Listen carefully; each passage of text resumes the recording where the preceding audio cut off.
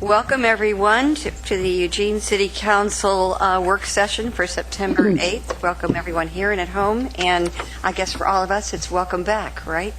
Hope everybody had a really good time off.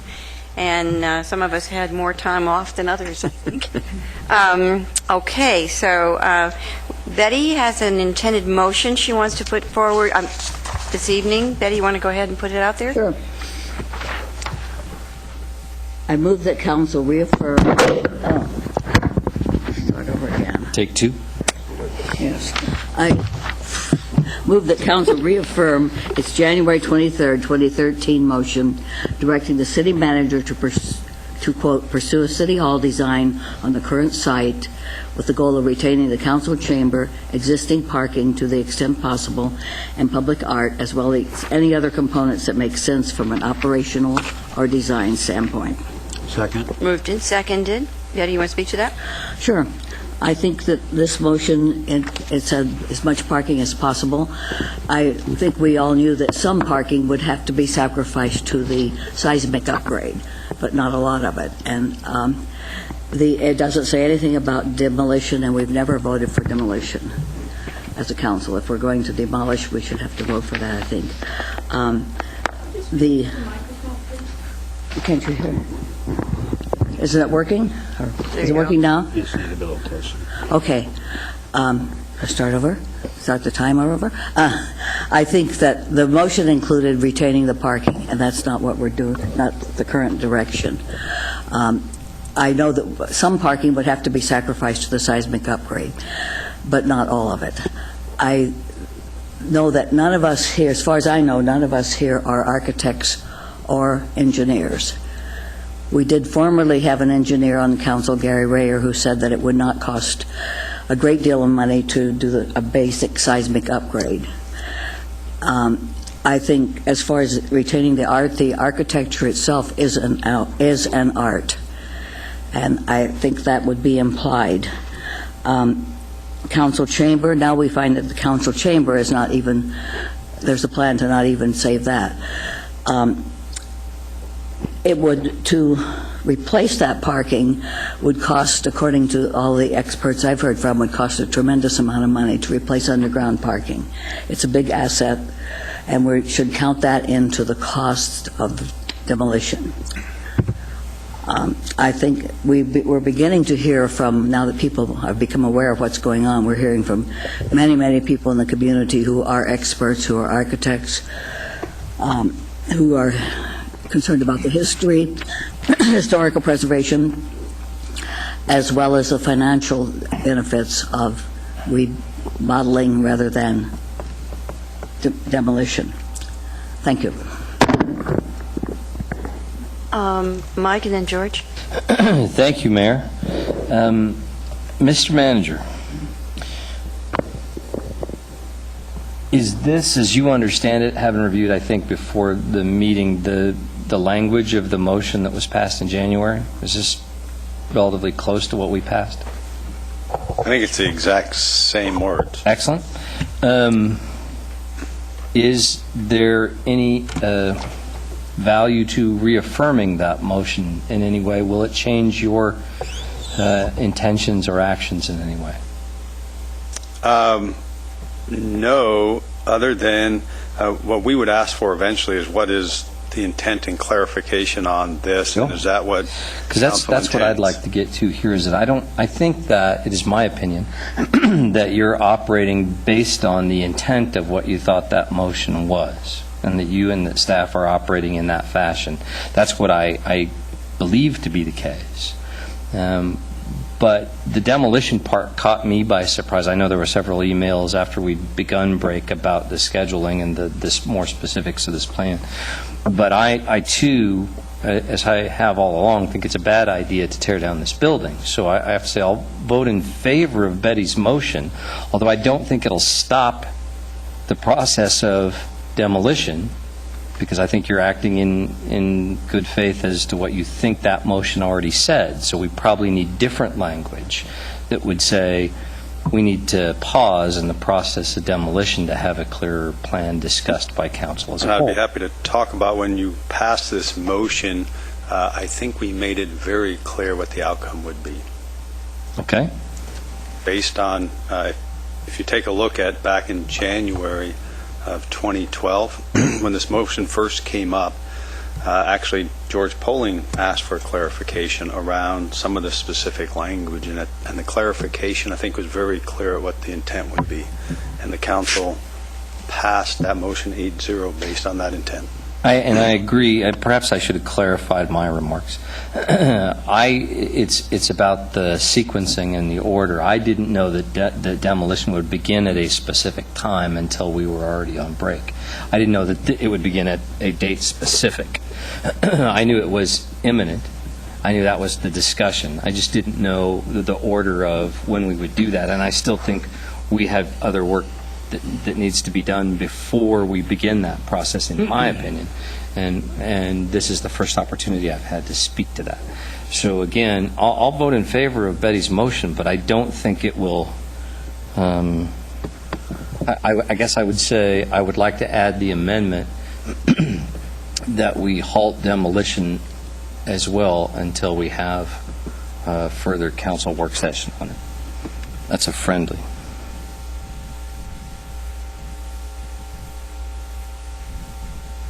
We need to make it an amendment. Okay, I done. mean, after we, I'll make it as an amendment to this motion. No second? Okay. Second. I'll second. Okay, moved and seconded. Any further conversation? All those in favor, please indicate. Which motion, The amendment to halt Oh, demolition. motion. the amendment? I'd like to speak to that. George? Well, I'm going to support that because I think that this whole process and this whole plan, I think we're going down a bad path now. We don't know, we're just talking about phase one. We don't even know how much phase two is going to cost. We don't know what the footprint of phase two will be because of the muddying the waters of the idea of swapping land with the county, the butterfly lot. We don't know if that proceeds, and we don't even know if it's a legal action yet. If that proceeds, we have no idea how much it's going to add to the cost of phase two. We know that it will add millions of dollars, but we don't know exactly. We don't really know exactly what phase two is going to look like or how much it's going to cost. We certainly don't know where the funds are going to come from, whether it's going to be property tax levy or what. We have no idea where the money's coming from. So I think it's a good idea to pause a little bit and kind of look at this thing a little bit more in depth. And that's why I'm supporting Mike's motion. I guess that's all I have to say about Mike's motion. Betty? I didn't ask to speak. You did, but I did? Oh, okay, I will vote for the amendment. So I'm going to pause here and say, Alan, I want to let you know what's going on here. Betty put her motion out, which was a sort of reiteration of the January 23rd motion. And then, Mike, you want to tell them what your amendment is? Proposed amendment? I had wanted to speak as well. I want to get in the queue. My amendment was for us to pause demolition until such time as we've had one more work session to go over sequencing details. Okay, and now go ahead and speak. I would like to see us, it's my understanding that Councilor Evans is supposed to be here for this meeting. Is that correct? Yes. I would like us to pause until we have him at the table before we vote, but I don't know the process by which one would do that, as we've already got an amendment on the table. I don't know if I can move to table until Councilor Evans is present, but that's what I would do. Good idea. So that's so moved. Second. Move to table, moved and seconded, and there's no debate. All those in favor? Well, it was to a time specific, so it was a Just postpone, not a table. 4 in favor of tabling till Counselor Evan comes, and in opposition? 1, 2, it passes. So we are tabled with it Until Greg arrives was Yeah. my motion. We're tabling the amendment. We still have the main motion. No, actually, the effect of the table would be to table The discussion until Greg Right. is present. And so that's on the table, and then at the time when some counselor wants to bring it back up, they need to be recognized by the mayor, and then move to take it from the table. Right. Point of clarification then, how would I have made that motion appropriately so that it becomes a part of the regular agenda item business, that we do so as soon as the other counselor arrives? You can't, because you can't make a motion that's going to have the effect of automatically pausing another agenda item. So if what you literally meant was, as soon as Greg takes his seat, the other item is shelved and you pick this back up, you're not able to do that. The closest way to get there is to do what you did. Okay. And then when Greg gets here, you can ask to be recognized, and if you at that point move to take it from the table and the council votes to do it, that would have the effect of suspending the other matter. And I will let you know what my preference is, and my preference is if we're going to begin our work session and we get through green alleys, and hopefully by the time he's here, then we can pick it up in between the first item and the second item. Okay. So we're going to move on Thank to you. the green alleys. Go ahead, Mark.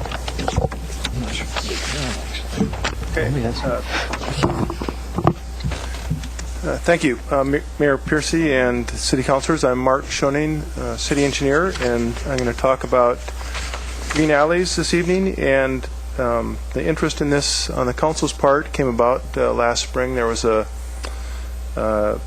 University of Oregon student that did a project called the Eugene Green Alley Project, and he came and presented some of those ideas in a public forum at a council meeting. And subsequent to that, the council expressed interest in having a work session on that topic. So up on the, and you have this handout at your spot as well, but a definition of a green alley from the Chicago Green Alley Handbook is an alley designed and constructed incorporating the best management practices of environmentally sustainable design. And that includes how stormwater is managed through green infrastructure, infiltration or filtration of stormwater. It can include how construction occurs, where materials are recycled, and include using LED lights rather than high-pressure sodium.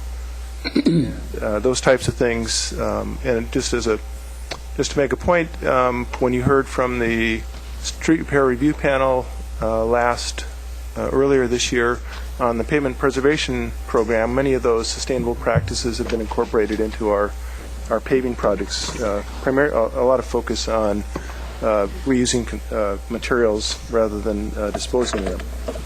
And then also earlier this year, you adopted amendments to our stormwater development standards, which places a priority or a hierarchy on green infrastructure focusing on infiltration and filtration.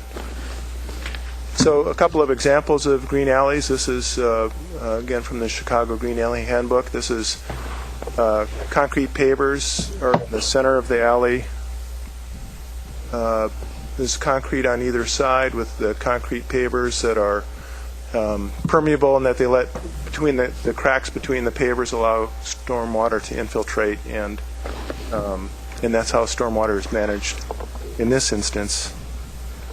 In this case, it's 2 concrete wheel paths and then in the center, in this case, it's grasscrete, which is a block of concrete with in a grid pattern that allows grass to grow up through it. And we have some of these in our parks where we use where we want to use vehicles to access, like there's a wastewater pump station or a stormwater vault in Maury Jacobs Park, and the grass grows up through that, but you're still able to drive heavy vehicles over it. Or it could be, this area could also be pavers, or it could be, or even be an infiltration swale, and then the vehicles just drive on the concrete wheel paths. In Eugene, we have most of our alleys, or all the alleys, are located south of the Willamette River and east of Chambers Street. And they're mostly in the older parts of town, the Whitaker, Fairmont, Amazon, West and South University, friendly neighborhoods are where most of our alleys are located. And we have over 43 miles of alleys. 18 miles of the alleys are improved.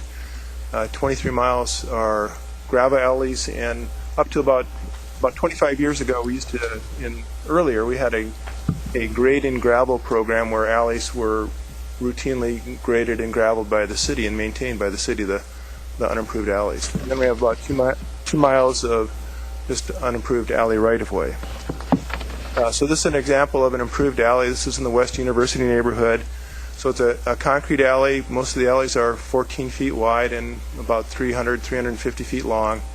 And the concrete alleys are a valley gutter, so so the water drains to the center of the alley and then runs down the alley to the street, where there's typically a catch basin to take the stormwater into the stormwater system. This is a unimproved alley in Amazon. It's an old gravel alley, so you can see kind of the relics of the gravel and the gravel wheel paths with grass in between. That's another alley in the Amazon neighborhood with again the relic of the old grade and gravel program, where there's still some gravel there but grass growing up between the wheel tracks. This is an alley in the Whitaker that's turned into a little park with a picnic table right here and a little bit of artwork. And this is one of the West University alleys before we improved it. So this is what a lot of the alleys look like in the winter months. So a lot of huge potholes that fill with water in the wintertime.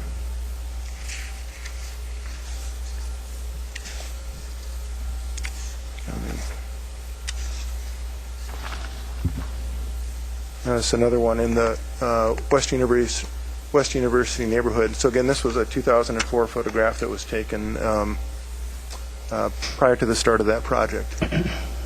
And so we look at what alley construction costs, and these are, if we look at this as an estimate in today's dollars, and alleys that would meet our stormwater development standards as well. So some way to treat stormwater for water quality.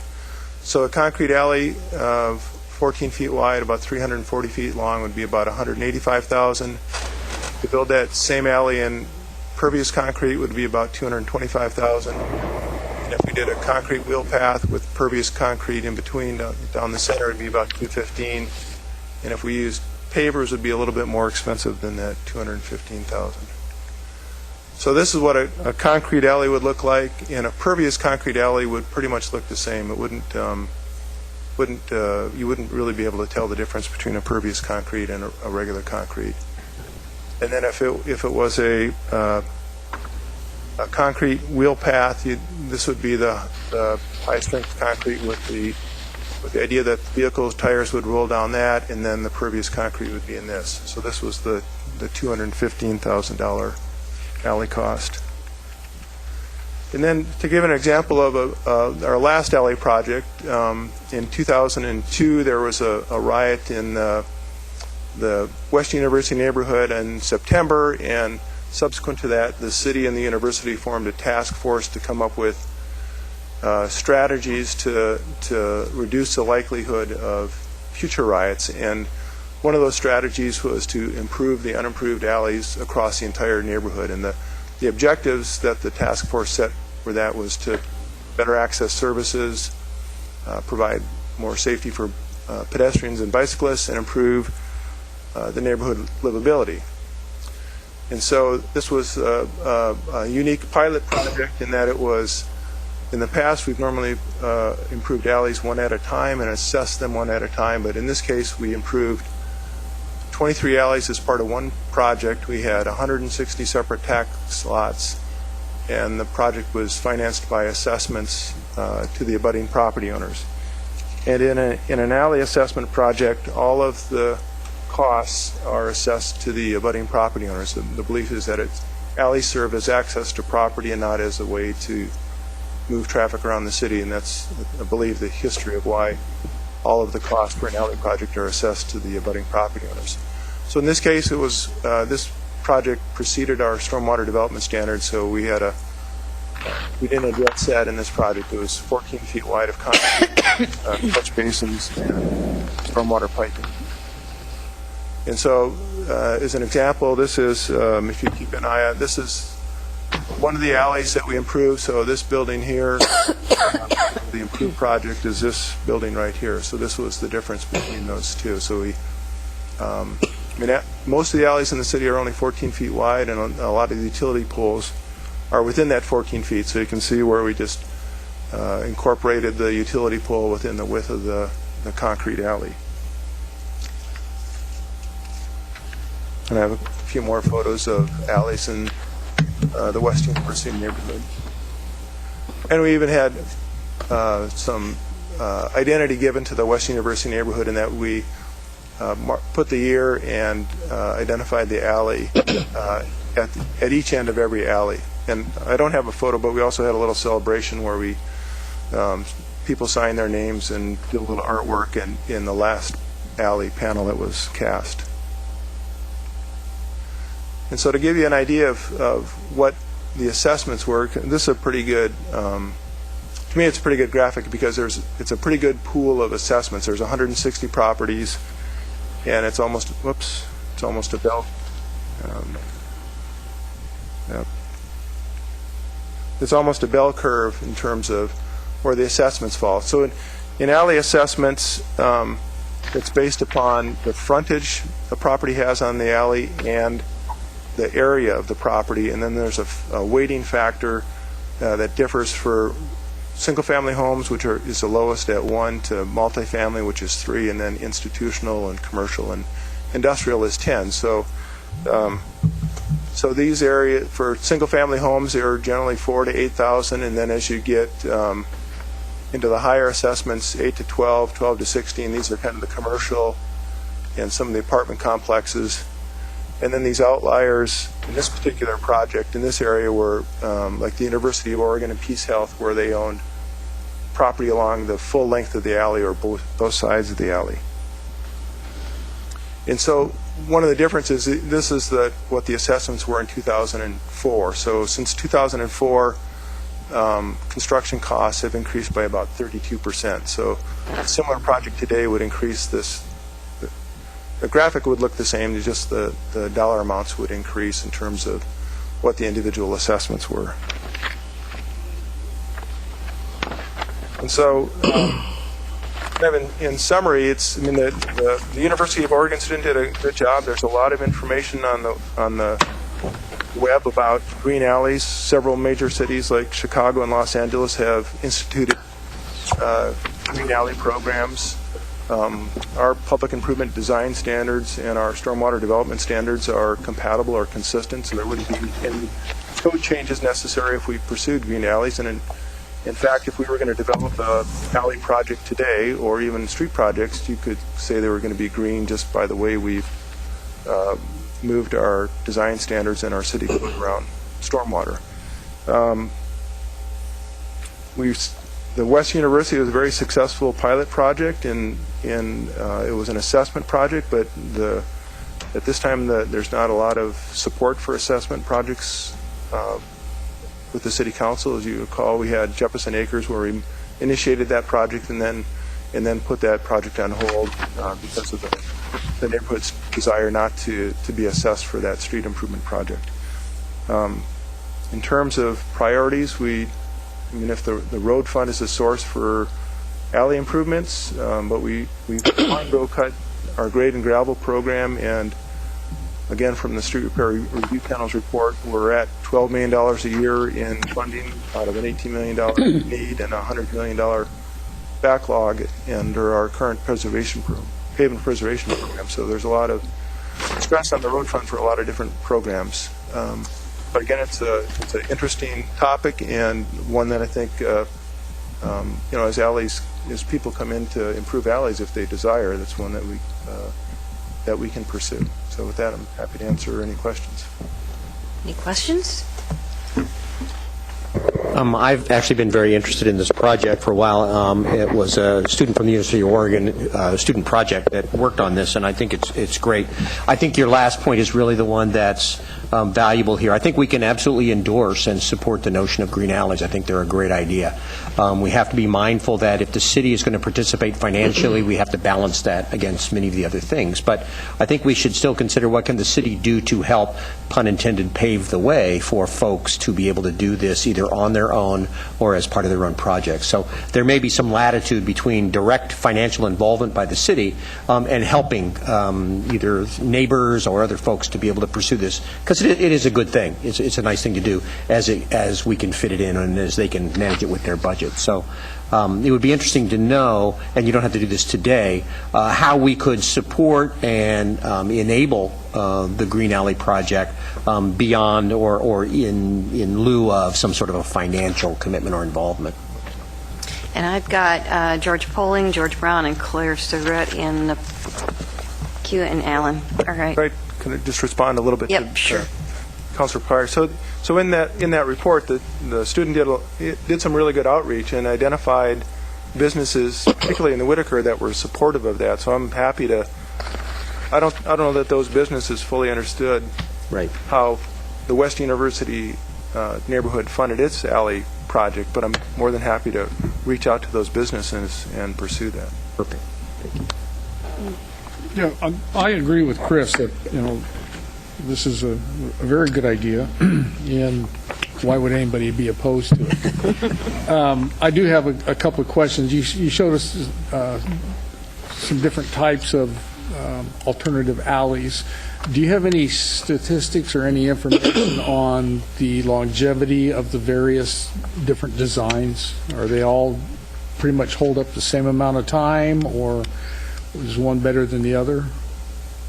Well, in terms of maintenance and longevity, a standard concrete alley that slopes to the center, I mean, we have those that are more than 50 years old. I mean, the pervious concrete doesn't have the strength that, and can't get to the strength of regular concrete. And it would depend on the application. In a residential neighborhood, it's going to have a much longer lifespan than in a commercial that has delivery and perhaps garbage service that's picking up dumpsters. So it depend on the application, but to specifically, I don't have information on longevity. And that was one of my other concerns. I remember when, some years ago when I first started hearing about this, that some of the cities were having problems with their heavier trucks, like the garbage trucks and some of their fire trucks, actually breaking down some of these different types of green alleys. So, and that's been some years ago, so hopefully technology is advanced enough now where they can support the heavier weight vehicles without doing too much damage.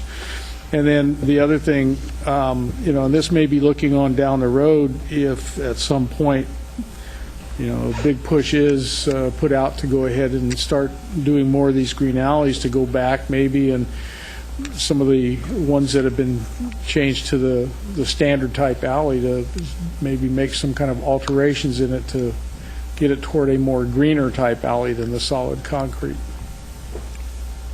George Brown? I'll pass, Mayor. Claire?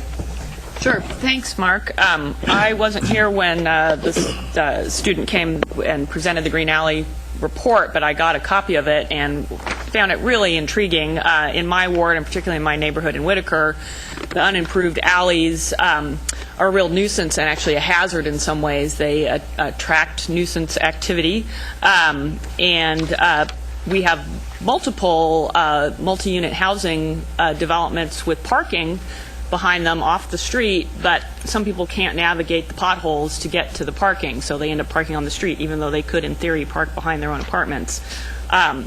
So I've encouraged the Whitaker Community Council to look at this, and I've also encouraged NEDCO, which was looking for a project to bring to Whitaker, and I don't know if the two have connected, but there might be an opportunity to do a pilot in Whitaker.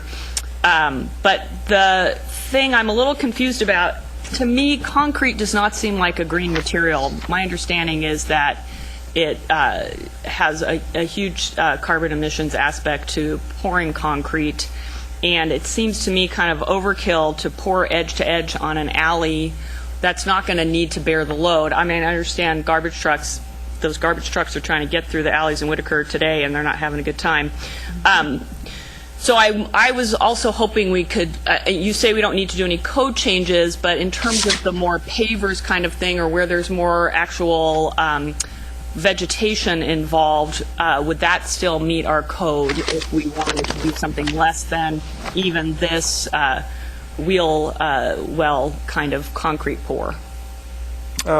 Yes, I think so. I mean, our standard width for a one-way alley is 12 feet, and two-way is, I think, 20 feet, though I don't think we ever built a 20-foot.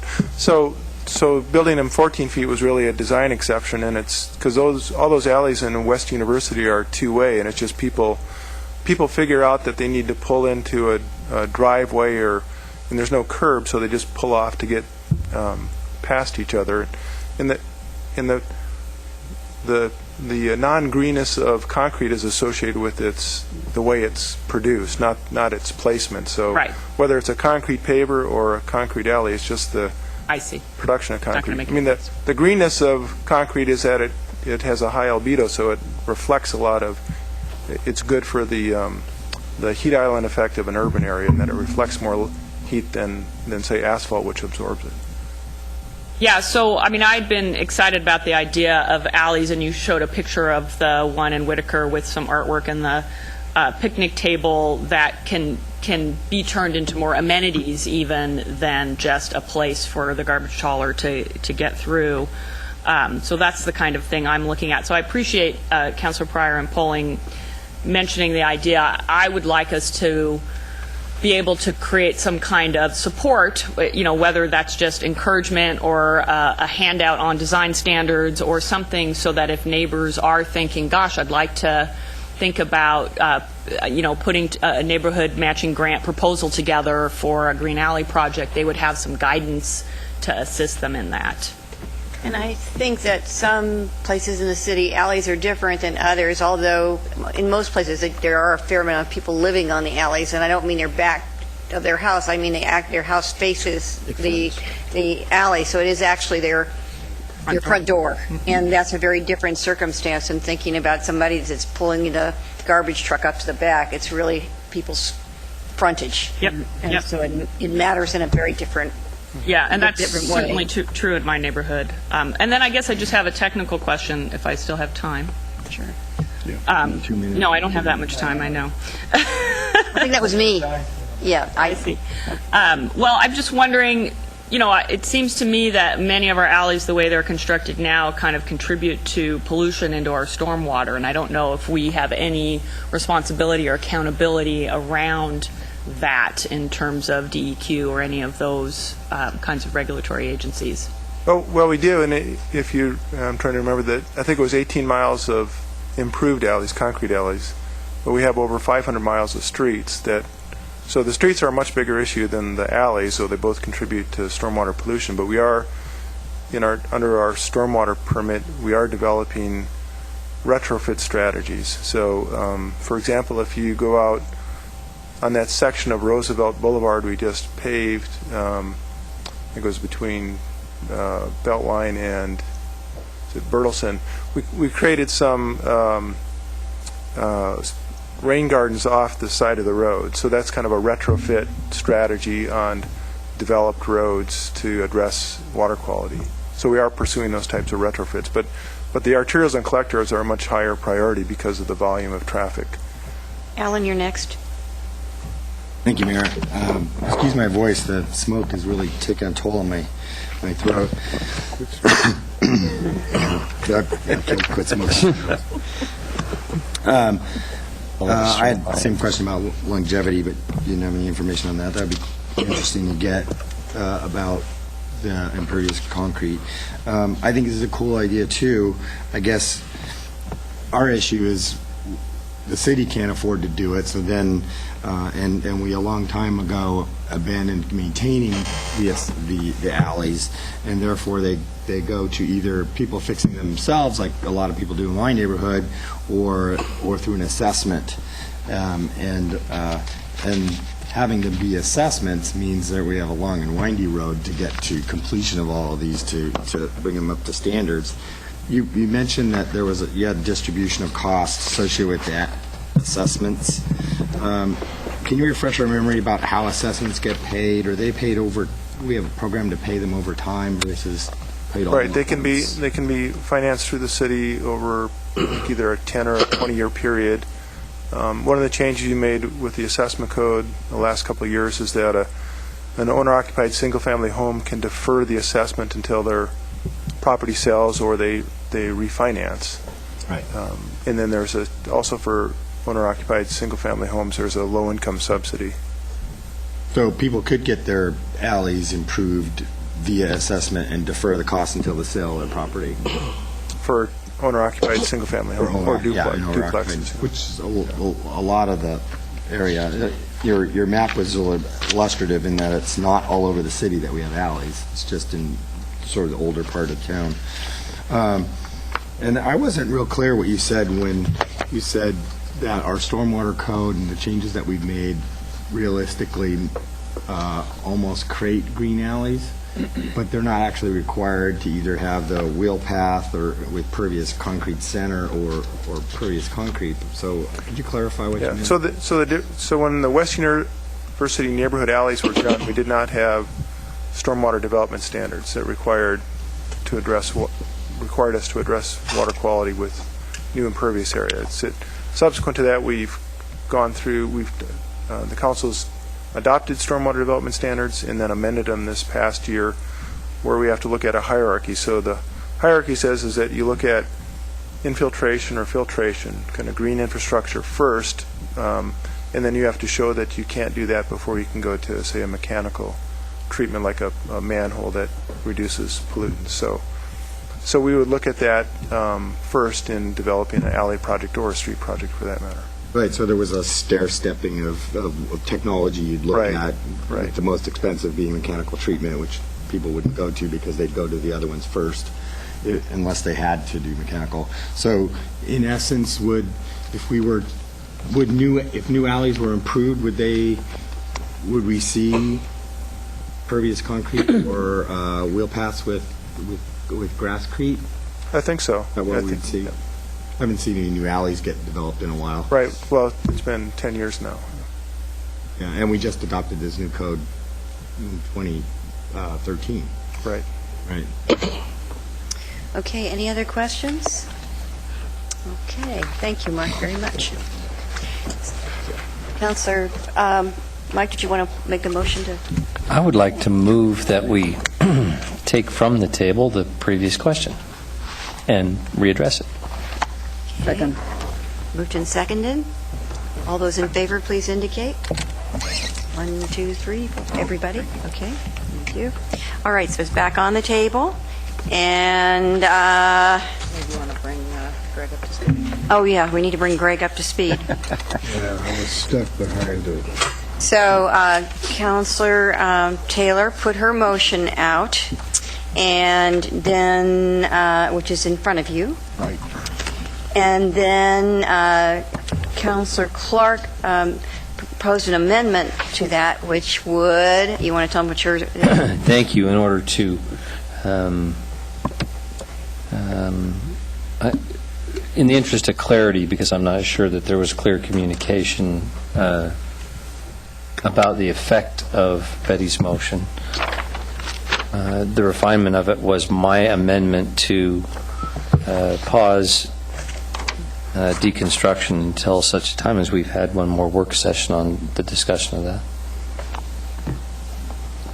Okay, so that's what's on the table right now, is the amendment, right? Motion to amend, correct. Motion to amend. And Councilor Pryor. Yeah, speaking specifically to the amendment, I agree with Mike that we should have another work session, if for nothing else, to just kind of clarify where we are, because just in casual conversations, I hear a lot of different perspectives on what we instructed the city manager to do. And we do have a series of motions, but how those motions have been interpreted, particularly in light of the fact that some time has passed, I think would definitely benefit for having a work session. So I think having that and as soon as possible rather than later would be good. I'm not sure, though, if we need to pause the deconstruction in order to do that, because the nature of the deconstruction that's taking place is not going to significantly impact, I think, where that conversation would go. For example, even Otto Patisha is not trying to save the building. He's trying to save some of the members of that building, but the deconstruction could continue for those parts that we all agree are really not salvageable. So while I think we definitely need to have a work session, I'm not inclined to want to support stopping the progress to deconstruct the building, because the part that's being deconstructed is a part that we wouldn't use anyway. And so I think that should continue on, but we should schedule a work session as soon as possible. Hey, Claire? So I have more comments about the motion in general, but I'll limit these questions to this particular amendment. So, John, how soon do you anticipate, if this motion passed, would you be able to schedule this work session that's being requested? There's already a City Hall update on the 24th, so we'll just use that one. And what are you able to speak to the implications of halting demolition on the site until after that time? That's first. I'd have to refer to Christy or one of her folks, and I don't think they're here at the moment. We're not, at no time is a bulldozer moving on the site anyhow, and so I don't know if there's a practical implication or not to the deconstruction of it. If there is, depending on what comes out of that conversation, could delay the project. So, okay. This whole thing is giving me heartburn, but I might be willing to support the amendment and the motion with some of my own comments that I'll make in another round. Okay. Greg?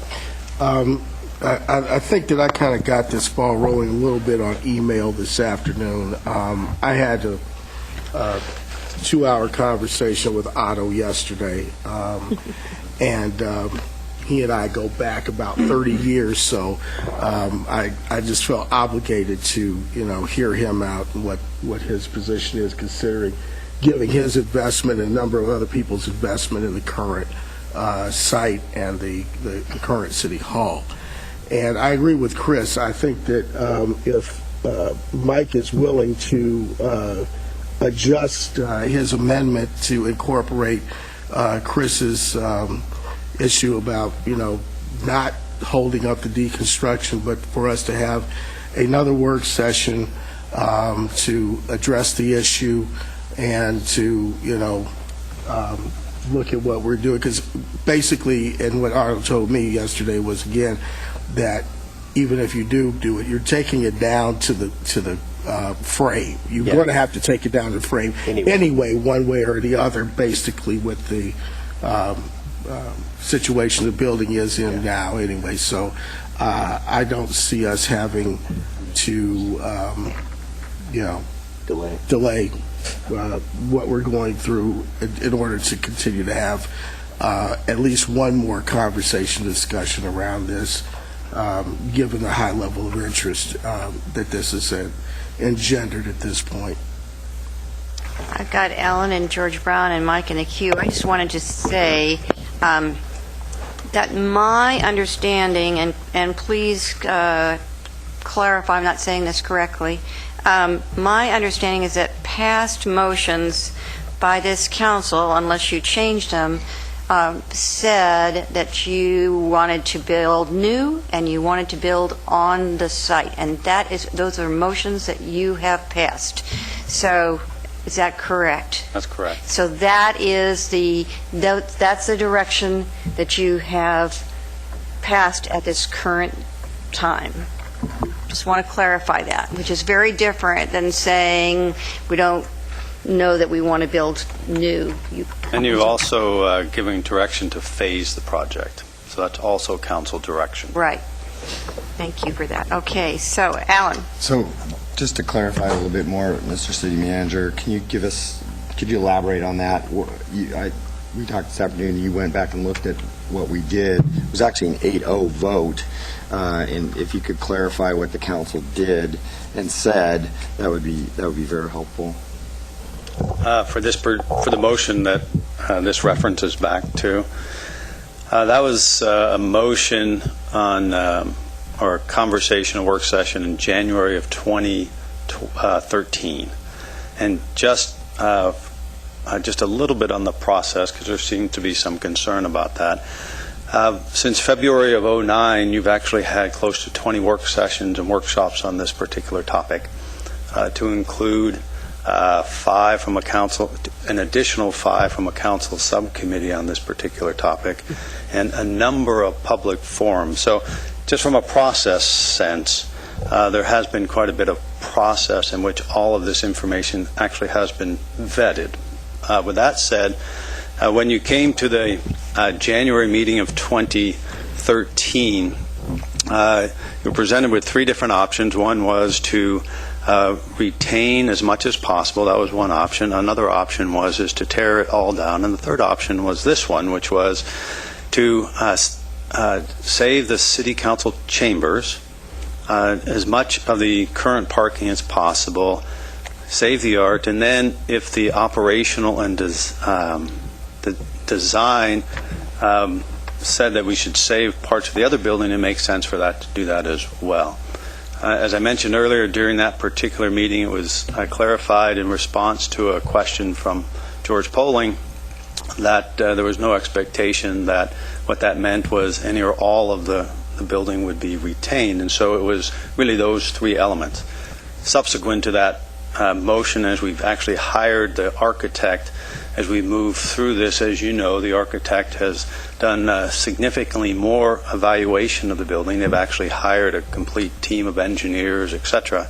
As they've looked at that, they have made a variety of assessments around the design, particularly around the council chambers. We've had several conversations about that, and to date, the council has at least seems to affirm the direction that the design team is currently headed with respect to that.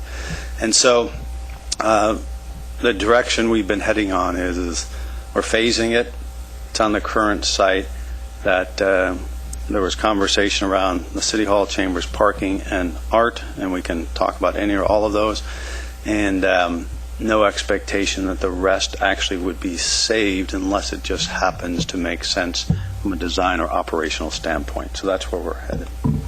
And I suspect with the new fencing around that the first thing that would be done is the removal of the fir coat or the cedar. It's actually a cedar plank, the slats that are around. That's the first thing that would occur. I don't know if that's the absolute first. We're in the process of looking at how to deal with the art and relocating the art, so that's important. As you know, the plan is to reuse 90 to 95% of the material in the new project, and so we are deconstructing rather than demolishing, and so we would be taking off all of the fins and to be reusing those, as well as there may be some of the other demo. There's asbestos that I'll have to check on whether or not the contract for that has already been let for the removal of the asbestos, and if a delay creates any costs there. But so that the asbestos would probably be the first thing that has to occur. And I don't know if it's in conjunction with the fins or not. I'd have to check on that. Regardless, either of those would recur anyway in any option that we did. And if you weren't at the event, when we got little plaques of the cedar planks, which actually are in really, really good shape, and it's actually stunningly beautiful wood. It's old growth cedar that those fins are made out of, and the intent is to reuse them. Don't know exactly how, but taking off that fir coat, I think, actually would be a good thing and improve the aesthetics of the building in the interim. So I don't think that really actually would matter in terms of the motion for halting demolition. So I'm not necessarily in favor of that. I also think that there's a little misconception running around from some of the people I talked to at the event and other times about what the remodel actually does. The remodel actually demolishes a quarter of the building, and then it takes off the fir coat, basically completely guts the building down to its bare bones, and it's a cinder block building with single pane windows, so you'd have to gut the whole building, and to make it energy efficient and bring it back up to code, you'd have to build a building around the building in order to make it work. And the part that would be preserved for future use would actually just get an exterior treatment and would take several millions of dollars more to actually make it a usable space, and then not probably be anywhere near as energy efficient as a new building. So I think there's a misconception that we're going to remodel it and it'll kind of be the old City Hall. It won't look anything like the old City Hall. Nobody actually is proposing that, because that doesn't work at all. So given when we've heard about the necessary demolition, it doesn't make any difference which way we go anyway. I'm not necessarily in favor of halting demolition while we have another conversation about this. Okay, George Brown. Thank you, Mayor. Well, there's demolition. I mean, I think I don't think anyone would object to the wooden fins coming off and for the asbestos being removed, and probably HVAC and things like that. I think what Councilor Clark means by demolition is actually don't start knocking things down yet, pulling buildings apart until we've had another meeting, at least one more meeting. I've got a couple questions. Now, we're looking at the motion from January 23rd, 2013. To my knowledge, I don't know that we've made any other motions that countermand this direction. I've kind of searched, That's true. and I haven't seen anything that we said, okay, stop, we're going in a different direction, let's tear the whole thing down, let's fill up the basement, and let's build on a quarter of the spot, and then figure out what to do for phase 2 sometime. And I don't think we ever did that, so I think it's okay to have a reaffirmation, because this motion says retain existing parking to the extent possible and retain the council chamber and any other components that make sense. And path I see us headed down is total demolition and reconstruction. And yesterday I sent an email to Mike Penwell, Director of Facilities, and I copied the manager and the council. My first question was, send us a copy of Turner's estimate from August 2011. I've since found my hard copy. We did have a hard copy. I don't believe that Councilors Surratt and Evans were on the council when that was made available to us. However, it is available on the website. So I've got a couple of questions. Another question: was a parallel estimate to Turner's ever commissioned from another firm? No. And is there any documentation that disputes Turner's estimates? I know evidently some people disagreed, perhaps you and Mike Penwell disagreed with some of their figures, but... Yeah, to me, this is a good example, and I'll just use an analogy. We unfortunately this summer had the unpleasant experience of having to replace our foundation in our house. And so what happens when you go through that process is you hire an engineer and a construction person. They come in. They do as much information gathering as they can. In this case, they actually went under the house. They put together a design and a budget based on that. And it turns out when you actually remove the floor, it turns out there's several things you can't see. And as you go more and more in depth, there's the expenses go up. Yep. And it's a much more complicated project. So what's happened in this particular case, the Turner construction estimate, I don't think anybody is disagreeing with their estimate at the time. They based it on very conceptual and actually probably conceptual drawings at the time that are line diagrams. They came up with a good estimate for the time. Subsequent to that, there's been an entire team of engineers and other folks, construction folks, that have been hired to actually delve into the information. And based on that information, what the design team has said is that the inherent value in the structure isn't there, as was previously thought, no different than when they designed our foundation the first time before opening the floor. And so, in that sense, there has been a lot of conversation among the design team on what is the value and not the value of the various pieces, to include if in fact you want to have an extremely energy efficient building. The cost for that is much more than was originally anticipated based on what is really the structure has value. So in that sense, there's been an enormous amount of conversation as there's been more and more. And actually it's very understandable. It just makes sense that that's how the process works.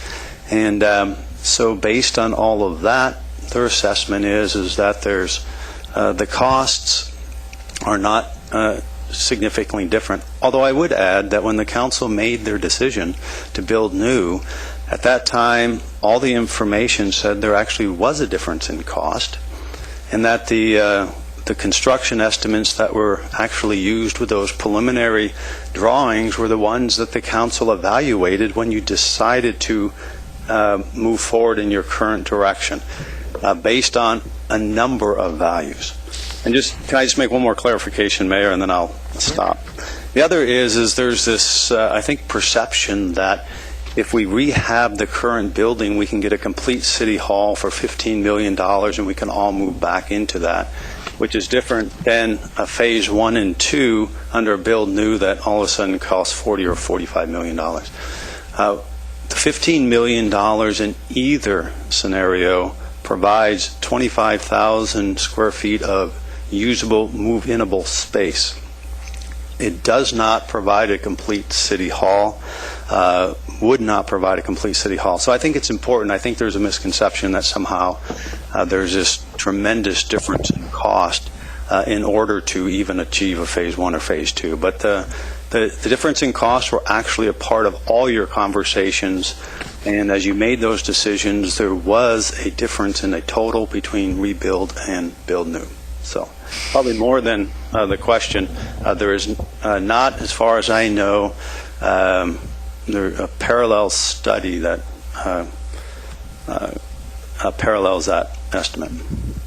So the short answer would be yes, there is documentation disputing Turner's estimate.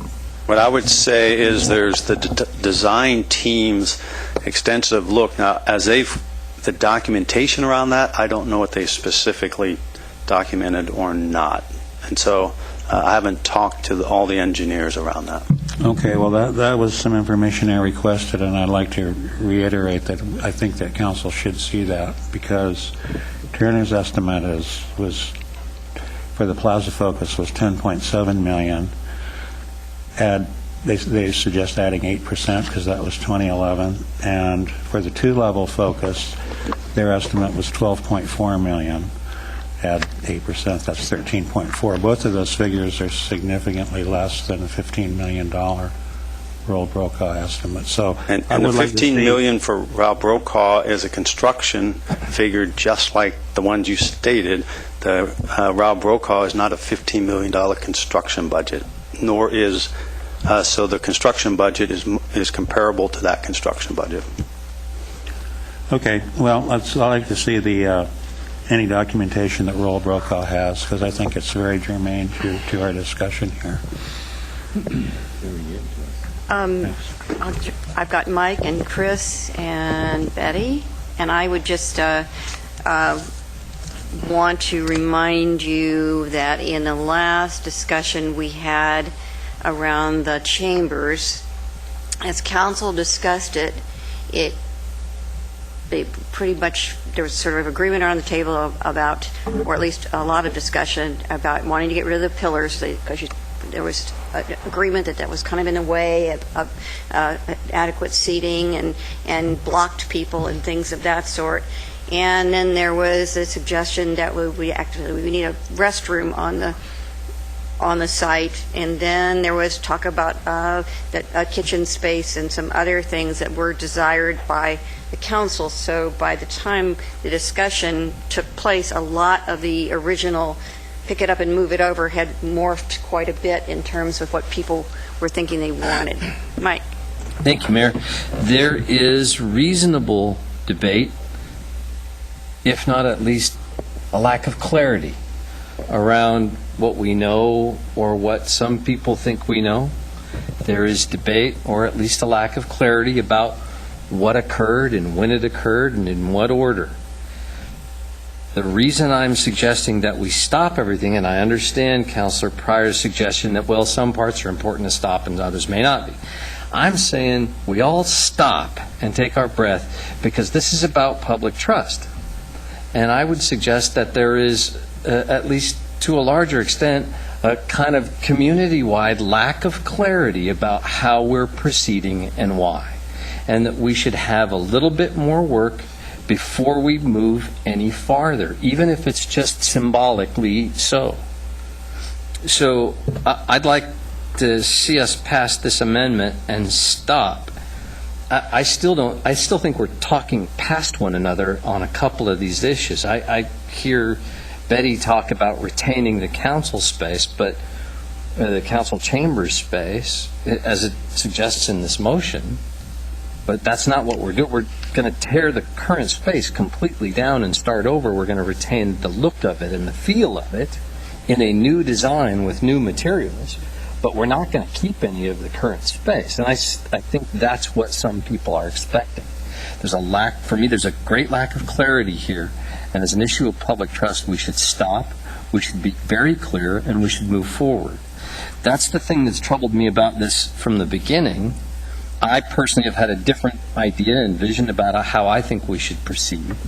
But I think what we've done is kind of proceed based on default positions, for lack of a better way to describe it. We don't have clear, unanimous sentiment around one vision of what tomorrow looks like, and I think we need to do more of that before we're ready to move to the next step. Thank you. Chris? I appreciate that. You say we have a work session scheduled for the 24th. So even if this passed or didn't pass, we're talking maybe stopping for a couple weeks. That work session, the intent is to keep talking about design. Depending on the outcome of this conversation, that may not be that conversation. Right. We may convert that work session, which means whether it passes or not, we might be talking a couple of weeks. So I'm not, whether it passes or not, I'm going to not lose sleep on something that might only last for a couple of weeks. But what for me is a larger issue is if we look at what this motion is to reaffirm a January 23rd, 2013 decision that we made. That was 9 months ago, and to something that you said, which was very powerful for me. That was a year. That was a year. Yeah, that was over a year ago. You're right, a year and a half ago. That makes my point even better. Thank you. Is at the time we thought this was where we could go, as much as where we might want to go. We thought this is where we could go because at this time we thought we were still talking about building a city hall on a full city block. And so we thought, well, we could save the council chambers because it's sitting right in the middle of that block, and we can deconstruct down to just the bare girders, which basically tears, for all intents and purposes, the building down to just some structural members. We thought we could do that too, but in a year and a half, some new elements have come into the conversation. For one, pursue a city hall design on the current site. Well, is that current site half a block, or is that current site a full block? Because we're now in the midst of conversation about doing a land swap with the county, so we don't know whether we're talking about a half a block or a full block. And that one piece right there impacts whether the council chamber can be saved, moved, reinforced, what's going to happen with it. It also talks about the parking lot, and if it's a half a block or a full block, that would affect the parking lot. So at the time, this motion, and I supported it at the time, made sense, but now there's some new elements that have come in, and so I don't know if this is still the right motion based on what we know now a year and a half later. So it's not that I'm against saving the council chamber, and it's not that I'm against retaining existing components, but now we don't even know which size lot we're going to be building on. And so I think those are elements that we need to have more clarity on before we can start talking design and final configuration. And we sure can. I guess my only thought is subsequent to the January 23rd, we've been back here, I don't know, half a dozen times, 8 times. Through that entire process, there's been an iterative process that has shown a number of designs to include actually physically moving the council chamber. And And it was also talked about way back in the build new that we'd use a half a block, which would free up the other half of the block. And so what will be important to me as we go forward, however you choose to go forward, is what iterations do we need motions for building a city hall, and at what level of detail will that be important? So we will know, to meet your expectations, if it's the color of the carpet, or is it actually, are we going to build the city, what are we going to do with the council chambers? That will be important for us to know. And everything you just said, I think, could be a real focus for us on the 24th, because it would give clarity to you and would also give great clarity to us and to the community. So everything you said, if we can do that on the 24th, I would absolutely support that. Betty? Thank you. I'm sure this was a year and a half ago. It's the last time we voted. Other things have just happened. We haven't voted. We never voted to build a new building. Never. I think we did. Well, I think we did. did. We did. When? This is our problem. The motion. We did it with a motion. Yeah, that was. I don't think we did either. New motion. In this motion? You mean there's been a motion? Right, we're talking to the amendment, right? And this is the problem. Okay. Well, I'd only say, Mike, that that's the problem often, that we go back over things that we voted on. So that's, Second guess ourselves. yes. I was still talking. Go ahead, Betty. I would like to know when, if we said we're going to tear it down and build new. As far as I know, we were still going to keep what we could. And I think that when we talk about, another thing I wanted to say, when we talk about the money, the comparative money expenditure, we should figure in the loss of the parking. If we lose the underground parking, how much that's worth would make it. It's a very big thing. And people who know more about it than I do certainly say that each parking place costs a great deal of money. And it would cost, if we fill in that parking and someday want to have it again, then that means taking out everything and rebuilding at huge cost. Thank you. Okay, I had Mike again in the queue. Were you? Yes, Mayor, just the last thing is that I'll admit that I may be wrong about this, but I tend to concur with Betty. I don't remember us taking a specific vote to say tear everything down. And for me, that's a problem. That's a little bit of an issue. I agree that we shouldn't have to vote on the color of the carpet. I agree with the city manager on that. But I think there may be places where it may have been helpful to have votes. I think we've had any number of updates, and I've appreciated them. It's been interesting to me along the way that we haven't voted on any of those pieces, but really had good information presented to us.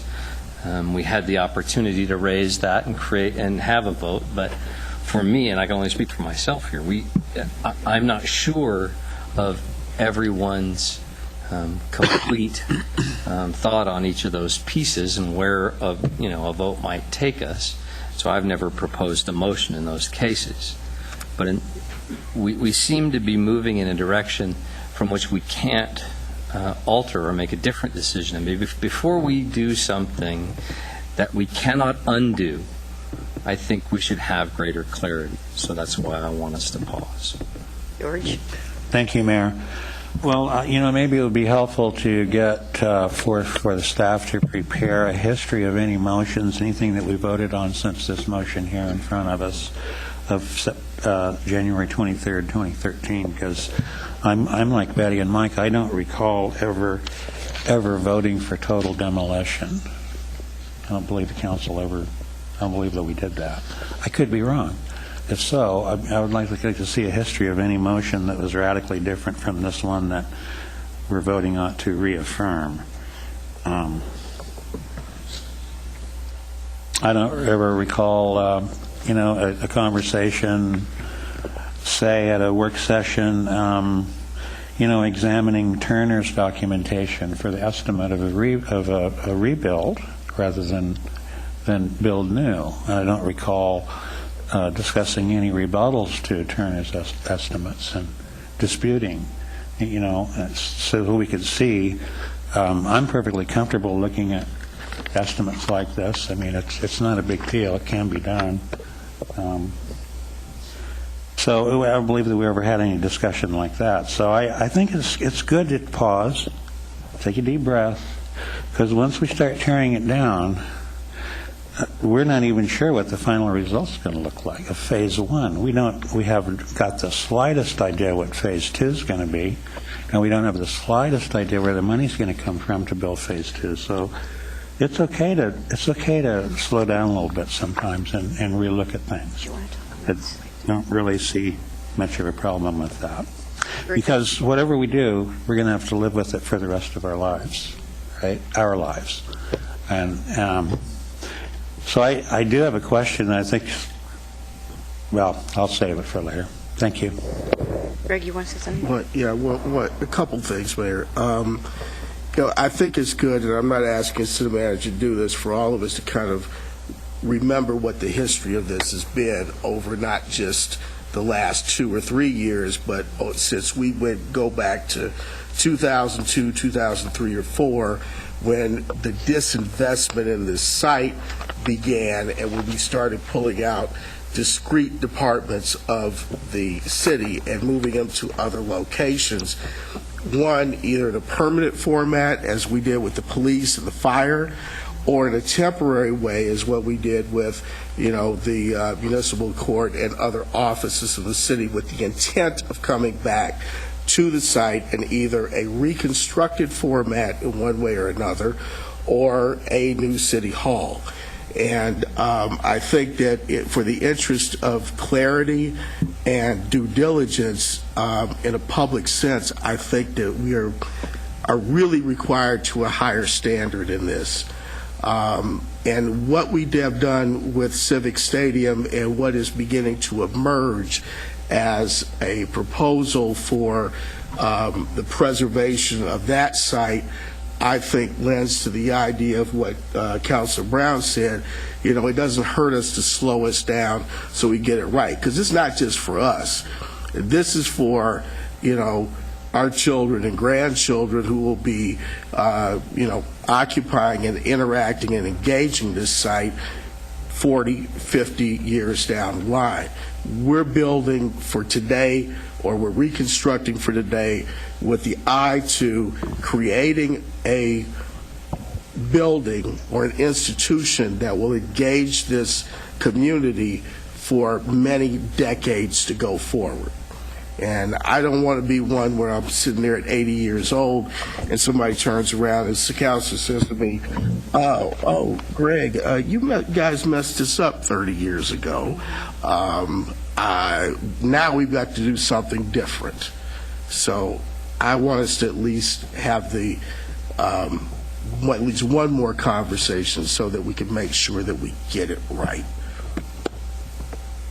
So now you're going to vote on Councilor Clark's, yes. A point of clarification, what does demolition mean? Does that mean don't do anything, don't even set foot over there to take anything out of it? For instance, don't do any asbestos abatement, don't start taking the fins off, or are you talking about bulldozers? To me, it's really significantly different. I could support a don't do bulldozers motion, because I don't think we should do that anyway, but if it means don't continue to do asbestos abatement and pulling off the fins, then that's a different story, I think. I thought I tried to answer that before. I'm sorry if I wasn't clear. I say I intend for that to mean anything. And the reason is because it's about public perception. We can get into these details between us, but the general public needs to be clear that we're stopping and pausing to put a clear plan before them. That's the reason I'm suggesting it. Alrighty then. All those in favor of Councilor Clark's motion, please indicate. Mayor, can we get one clarification? Is that Councilor Clark's motion To amend. to amend with Councilor Pryor's addendum or not? Because we did not. I don't have an addendum. No. Okay. He clarified what he meant by Got it. that. I got it. Amendment. Good. Okay. Okay. All those in favor, please indicate. Okay, 1, 2, 3, 4, 5, 6. And opposed? 2, it passes. All right, so now you're going to vote on the motion as amended. Madam Mayor, I've sat here while we were supposed to be talking about the amendment, and everybody else went different tangents. I would like to be in the queue to talk to the main motion when Okay. it comes back again. It's here. Okay. You're up. Thank you. Yeah. You know, to me, somebody brought up the point of lack of clarity. I think following our 8-0 vote 19 months ago pretty much was a clear message to the city manager to proceed and how to proceed. And to me, voting along the way as we go on a project like this would be kind of taking up our time and showing a lack of trust in our city manager and the staff and the people that they hire to do the job that we asked them to do, which we did in an 8-0 vote. You know, we're talking about phasing in, you know, the construction of the entire city hall, which I think is an excellent idea. You know, and the reason why we don't have a cost or design on the second phase is because we don't know what that's going to look like and what our needs are going to be if and when the second phase is ever started. The city manager gave a really good recap of just some of the meetings that we've had since 2009. And Greg, you're right. We've been talking about this since at least 2002, 2003 that I remember. And yes, we moved some essential services out, but we had to because of the seismic concerns with the police and the fire department. Eventually, I would like to see, you know, all the city services back in one location, except for the police and the fire department. We had a long discussion about a number of years ago about not having the police department because some people would feel like they weren't welcomed or weren't comfortable coming to the city hall if the police department was here. That was the conversation that we had a number of years ago, and that was one of the reasons we kind of put the discussion on building a new city hall off at one point. The lack of clarity I see is just to me, my impression of this lack of clarity has been caused by a last-minute effort to try to save a relic that needs to go away. You know, there's a lot of sentiment around the building, but, you know, I remember when I first came here in 1976, and I looked at that building, and that was in 1976, it scared the hell out of me. I thought it was a prison right next to the courthouse, and not a very secure prison. And then I found out it was a city hall, and I wandered around the city hall complex, and it was amazing how awful a design it was. So I think we should just go ahead and keep moving along. I think the staff and the architect team and everybody else is doing a good job. And I think for us to continue discussing this, you know, we're just going to keep going round and round and round. And I don't see the reason that we need to delay this. I think we've been pretty clear in all of our meetings, and if people were really interested in this conversation or this topic, they would have been following it all along, and they would see the precise steps that we've taken to get us to where we are. Claire? Thank you. I actually agree with many of the things Councilor Poling just said. I did support the amendment to the main motion, because I do think there's some value in providing the clarity that Councilor Clark was referring to. And I recognize this is an important topic and worthy of deep consideration, but I am concerned that we are revisiting a series of decisions that we made in good faith and with a strong majority. So while I'm all in favor of providing clarity about how we arrived at these decision points, I'm not in favor of a wholesale revisiting of our prior decisions. So if our work session, you know, provides a recap of the estimated cost and the steps we've moved through, including motions we've made to get to this point, if that would be of value to help clarify for the public where we are with the conversation that really has spanned many years, I think that's a value. But, you know, as far as I can see, we've conducted this conversation in public, and we've provided many opportunities for community input. And now it seems that the fence has gone up and there's some action, and so there's, you know, a cadre of folks who don't like the direction we're headed, and we're being asked to revisit our prior decisions. So that is the heartburn part for me. When I was the chair of the Budget Committee and the city manager came and you guys brought some of this conversation to the Budget Committee, proposed this strategy of dispersing city staff, and then we'll rebuild City Hall and bring them all back, I remember being very skeptical and sharing with the city manager that I wonder if you're really going to be able to bring everyone back in the way that you're envisioning. And now I can see he's very committed to that goal, but we might interfere with it actually being accomplished.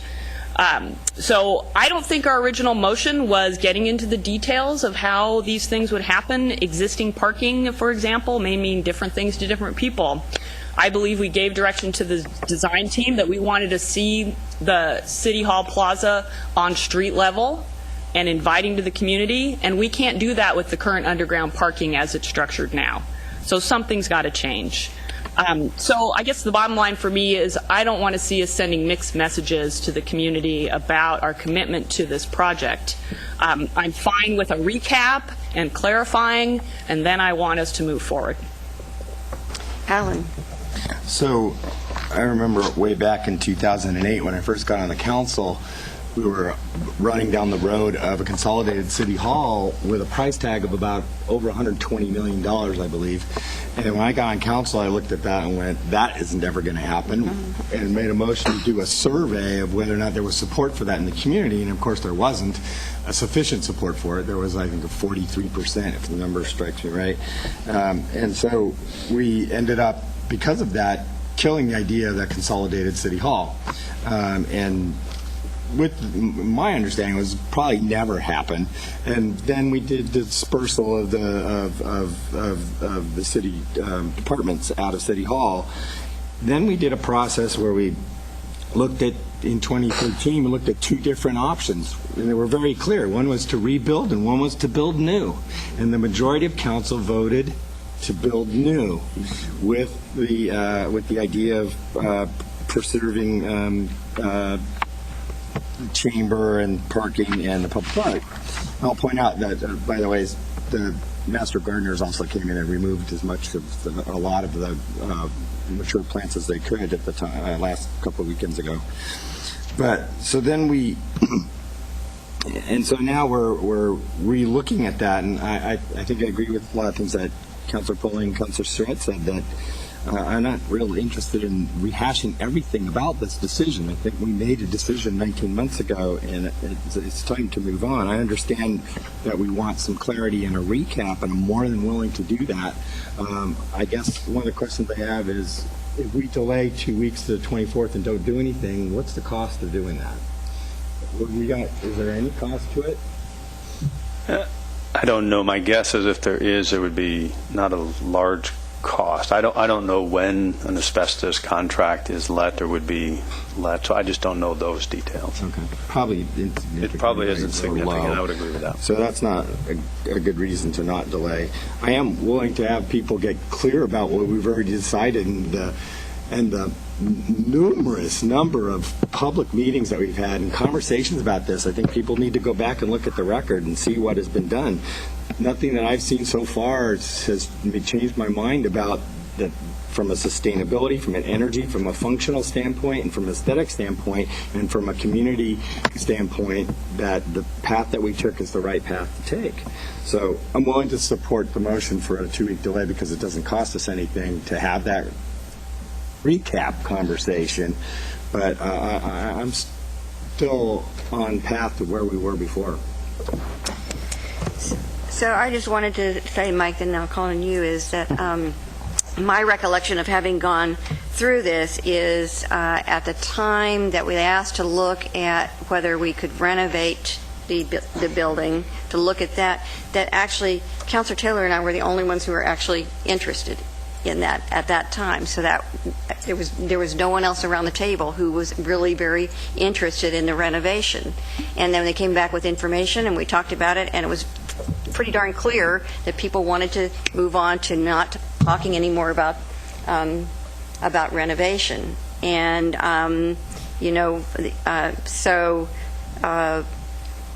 from my point of view, we've been on this path for a long. I think the closest thing that we came to that, which is what I think Councilor Taylor is trying to have us have a